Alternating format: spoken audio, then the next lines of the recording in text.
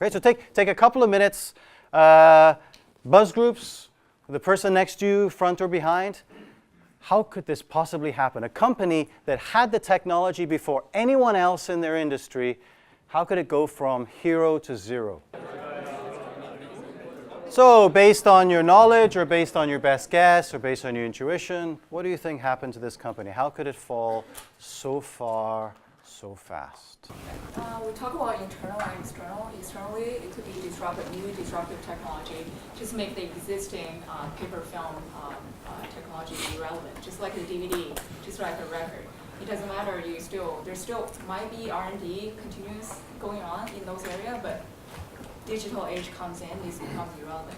Internally, I mean, Kodak, I think, it made its glory days was on the film and the traditional camera.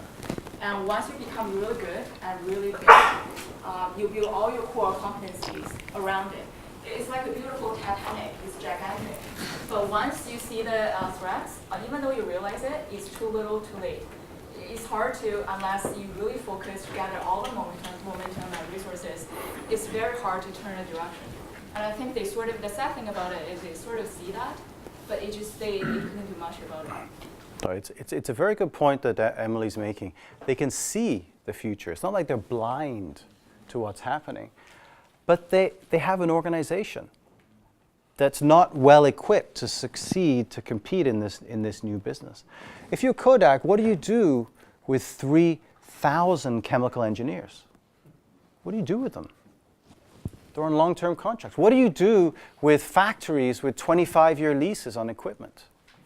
What do you do with it all that? You know, a startup doesn't have that legacy to worry about. So there's tough decisions to make about what to do with your current business, for sure. Anything else? Pedro. It builds on the other point, where they were afraid of destroying what they had. So it's quite hard for a company to say, this is wrong, we have to go that way.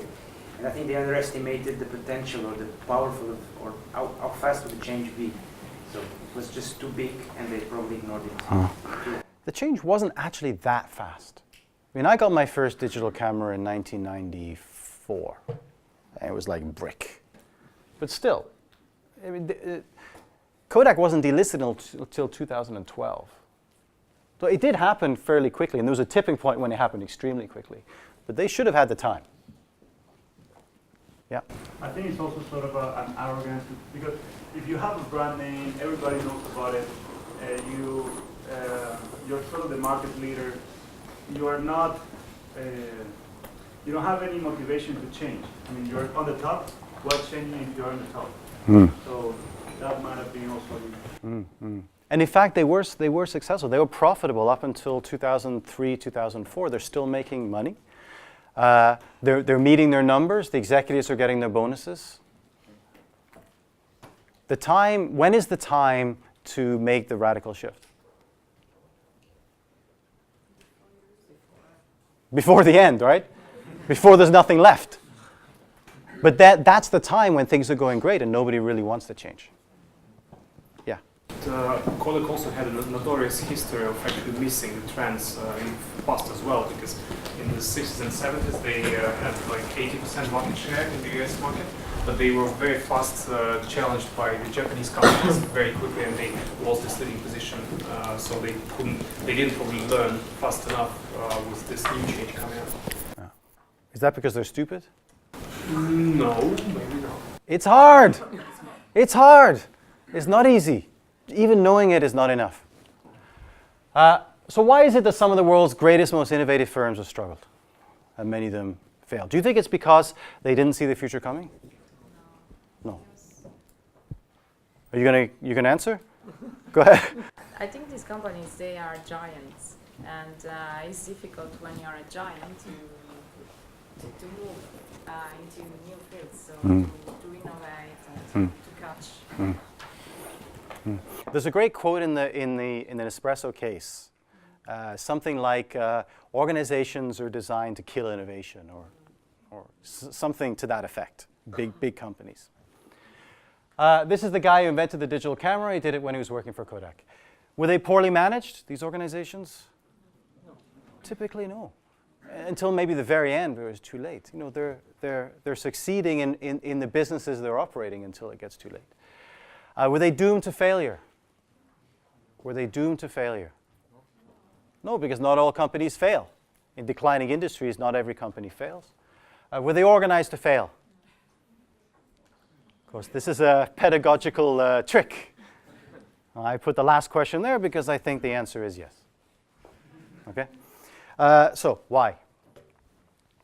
Now, here's where we get to a little bit of theory around innovation. Let's say performance on the y-axis and time on the x-axis. Let's say you come up with an innovation, put it out on the market. Probably what's going to happen? Who said that? Yes, many innovations failing. Sure, it's going to fail. Most innovations fail, at least the first time. But let's say that doesn't happen to you. Let's say you get lucky. And you have a dip, but it starts to take off. And you've got a success on your hands. You're growing, your performance is increasing, it looks great. Then what happens? Then what happens? Yeah. Sure. The competition is not going to look at you and think, oh, those guys are so smart. I'll just let them have that market. No. They're going to come in and they're going to try and compete with you, right? And then when the competition comes in, the game changes. You still go up, but it's not quite the same steepness. It was like this. And when there's a lot of competition, then you have to think about cost, economies of scale. So you build bigger factories. You set up processes. You put in Six Sigma and Lean to try and drive the waste out of it. You hire people who are process oriented, and it starts to dip because it's less profitable. And eventually, like everything, it finishes. Do you know what we call this? Product life cycle. What else? The hint is in the way it looks. S-curve. Call it the S-curve. There's S-curves for products. There's S-curves for companies. There's S-curves for industries. There's an S-curve for your life, I suppose. Pretty much everything can be put on an S-curve. So here you have it's a good place to be. A few competitors. Competitors. Here you have many competitors.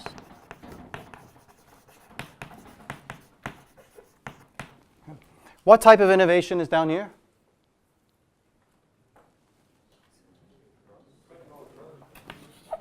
Radical.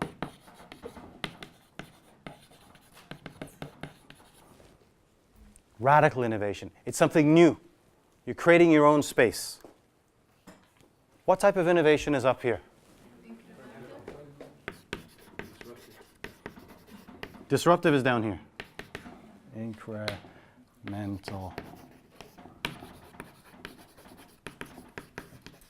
Okay. The name of the game up here is to create slightly improved, slightly cheaper products or services, processes, to try and stay competitive against a lot of pressure from competitors. Do you understand? Is it clear? Okay. So you have different types of innovation. Here you have radical innovation.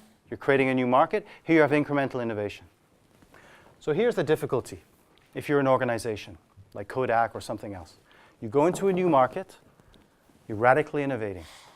As you move up the S-curve, the game changes, so your competencies, your resources, your people, your systems become focused on incremental innovation. The problem is when you get here.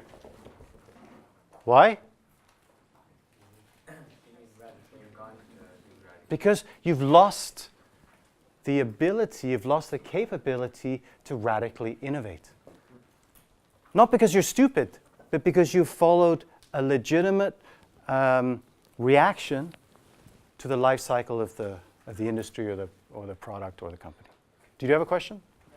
I'm not sure there are few competitors when we're talking about radical innovation. There are lots of competitors, but all of them are startups and they try to find the good path. And lots of them will die in the few first years. So I think there is a lot of competition, but in a growing, fast-growing market. Probably, there's certainly a more openness to operate there. A lot more freedom, a lot more flexibility to operate. Because you don't have established competitors there. They see your success and then they come in. They come in around here. So the problem is, when you're sitting on the edge there, looking down, you're not so happy, you got a little hat on there. You're looking down, and what do you see? You see darkness. In fact, you don't see darkness. What you actually see is lots of opportunities. And what happens to most of those opportunities? They fail. So it's not easy. What you really want to do, of course, is jump onto the next S-curve. But it's extremely difficult to do because it's not always clear what that next S-curve is. So you'd make a jump. Kodak jumped into printers. So their view was, okay, we're going to turn the Nespresso razor blade model on its head. We're going to charge a lot for the printer, and we're going to sell the ink for cheap. That was their approach. A good approach? Apparently not. It didn't work out very well for them. So you want to be able to jump the S. It's exactly what we call it, jumping the S-curve. Looks like this. Okay? So that's the challenge for organizations that jump the S-curve, and it's extremely difficult to do.